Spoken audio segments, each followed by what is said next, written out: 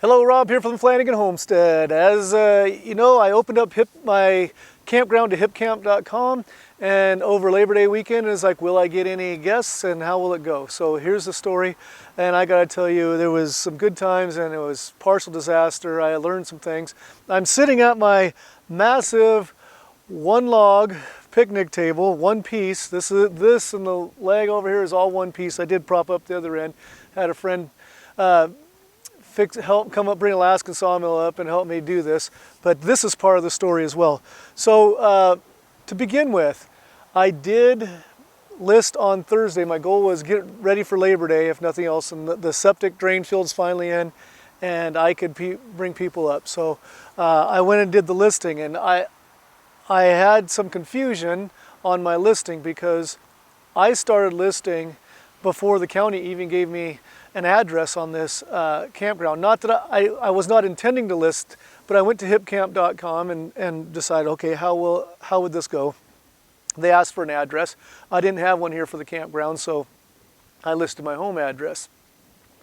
And then now we're, I don't know, about a year later, I logged back in and they asked me to complete my listing. So I listed the things that I have on the campground and what I was opening and the price and everything.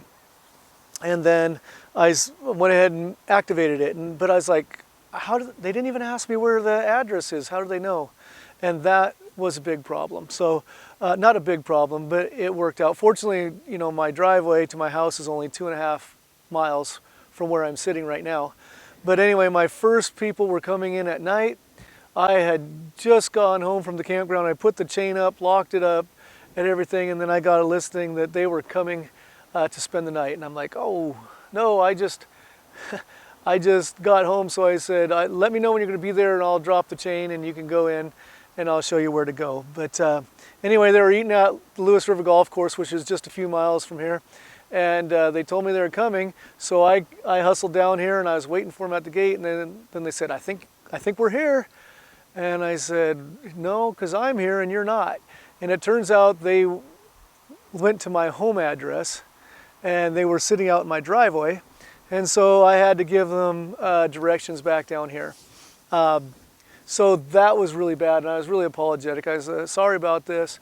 And then the next thing that didn't go so well on there is I have campground sites, but I told them on hipcamp.com that I do, but I thought I was listing the RV pad because the RV pad is completely done, and then so nobody would have to use anything else. They have the power water septic right there.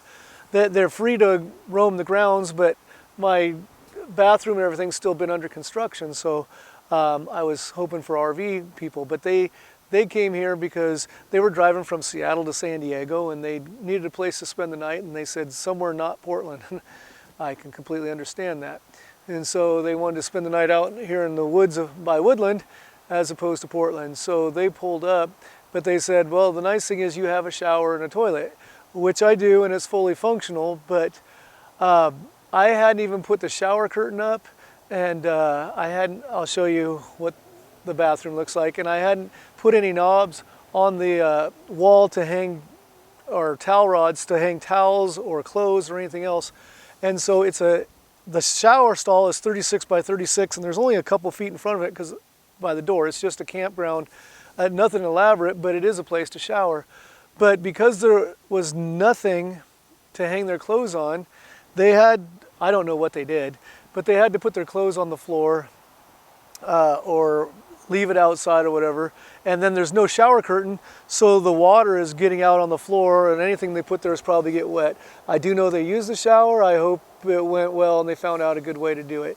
And they used the restroom, and that all went good. But when I realized what had happened and the fact that the address was wrong, I said, hey, look, you know, I'm not trying to make a ton of money. You didn't get what you bargained for. Please let me give you your money back. And they said, oh, no, we're easy. It's fine. But so anyway, that did not go smooth. And then 2 days later, I got some people that said, hey, they were listed. They said, we're looking forward to coming up. Can we come up early? And I was like, okay. And I knew that they were campers, and I was like, I said that there's picnic tables, but I didn't have it out. I told, and fire pits and all these different things. And so I said, well, check-in time is actually 2 o'clock.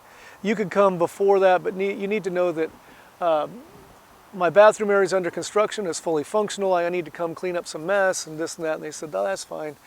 And so they got here and I was apologetic about that. I said, oh, we're in construction, we understand. And they went off into the woods and set up a tent anyway, so it was no big deal. But anyway, at that point I did have this table here. And one of the things I'm trying to establish on my campground is some unique wood and tree stuff. So they came by and said, wow, we love your picnic table.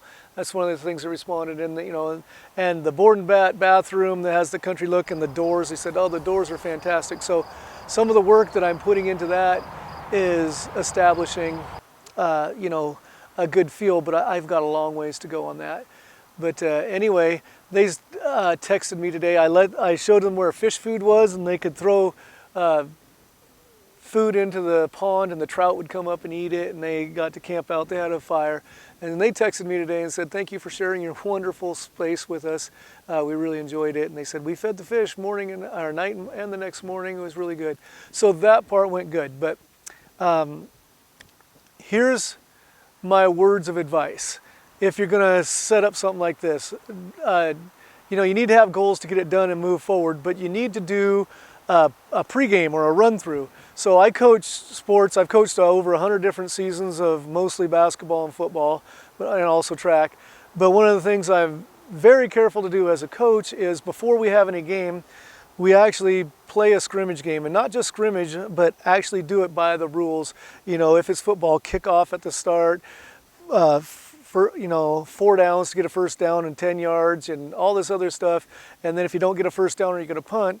And sometimes you find out that you may not have covered everything you wanted, like, oh, we haven't worked on punt return, or this kid's clearly confused. So you know what to work on and get it done. Same thing when I'm coaching basketball. If you just scrimmage basketball in practice, kids that haven't been on a team before, you get to a game, you say, hey, you're in the game, and they just get up off the bench and run in. I've seen that on the JV kids on middle school or whatnot. It could, because they don't know, they've never been through it. So if I was to do this again, my recommendation to you is, if you have one, pretend you're the camper and look at the address, follow the directions onto the property. Try to hook up the power, water, septic. Oh, that's the other part I forgot to tell you. So the people that pulled up, they were sleeping in their van the first night, but it's a camper van, and they tried to use the 50 amp setup for the RV that I have. Well, I finished that electrical months ago, but I knew the septic wasn't in, so I couldn't use it. So I turned the breaker off, and I forgot that. And so now I'm telling people they have an RV pad, and the 50 amp breaker has been turned off. So that was another mistake on my part. So if I'd done pregame and pulled up, pretending an RV, and go to hook up water, turn the water on, yes, it works. Hook up to the power, yes, it works. Go into the bathroom, make sure that doors closed, there's toilet paper there, there's this, that, and the other, and just make sure it's ready for the campground. But so it was successful. I opened before this 3-day weekend, and I had campers on 2 different nights. They were nice and pleasant. They got the money, but I really wasn't on my A game, so I want to get there. So I've done a lot of work today right after they left. I'm getting things more and more ready. And I really think things are going to slow down for the campground anyway. I knew that Labor Day weekend, going upriver here, when you hear the cars going by all the time, if you're watching my videos, that's people going upriver, and most of them are going to all the water attractions on the Lewis River, or they're going up to Mount St. Helens in the mountains and hiking.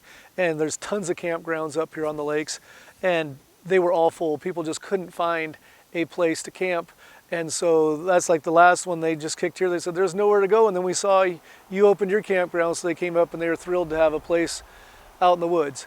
So, but now that Labor Day weekend is over and the big camping season is over, I think there's probably going to be more campsites at traditional camps. and I'm not really established yet. So I don't expect to have a whole lot of action, but I am going to leave it open. But I am getting my picnic tables and fire pits in multiple different areas where you can put a tent, and so that people, when they showed up, they get what they asked for.